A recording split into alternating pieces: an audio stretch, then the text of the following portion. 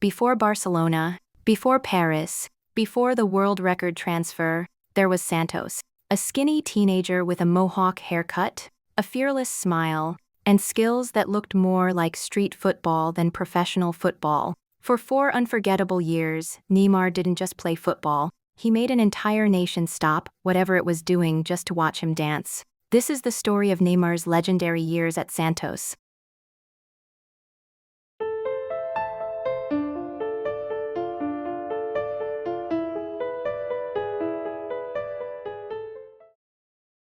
In March 2009, a 17-year-old Neymar made his professional debut for Santos. Brazil had been waiting years for another footballing phenomenon. Pelé was a legend, Ronaldinho was beginning to fade, and suddenly, there was this kid who dribbled defenders as if they weren't even there. Within days of his debut, Neymar scored his first professional goal. It wasn't just the goals, it was the confidence, the tricks, the audacity. He played with the freedom of someone who didn't know fear. Fans knew immediately, Brazil had found its next superstar.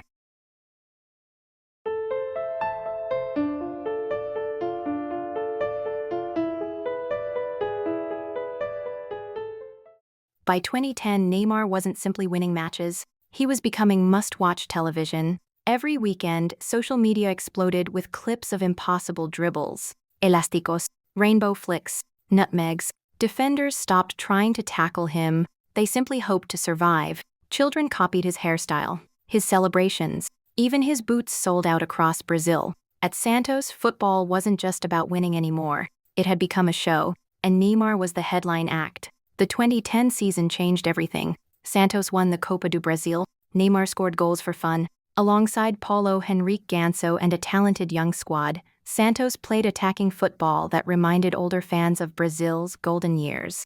Neymar finished the season with astonishing numbers, but statistics couldn't explain what people were seeing. Every match felt like something magical could happen, and usually, it did.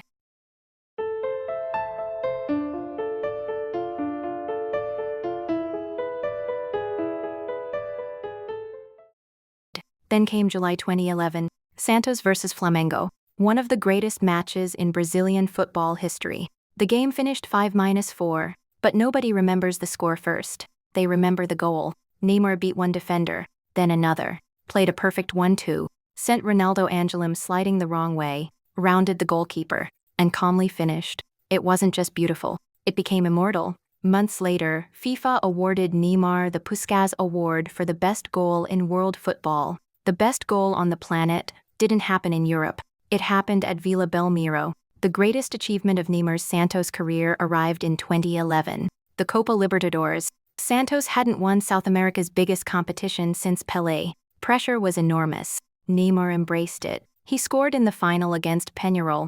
Santos became champions of South America. For the first time in nearly half a century, the ghosts of Pelé's generation had finally been honored, and Neymar became the club's newest king.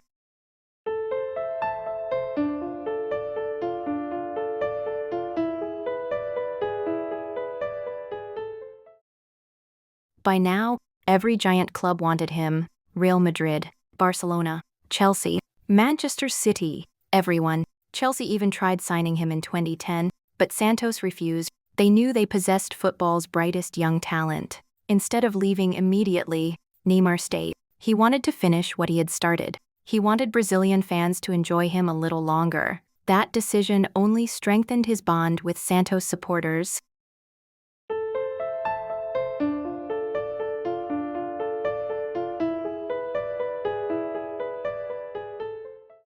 By 2012, everyone knew the goodbye was coming. Neymar continued scoring, continued entertaining, continued filling stadiums. Every away game became an event. Fans weren't just watching Santos, they were watching Neymar. In 2013, the inevitable happened. Barcelona announced his signing.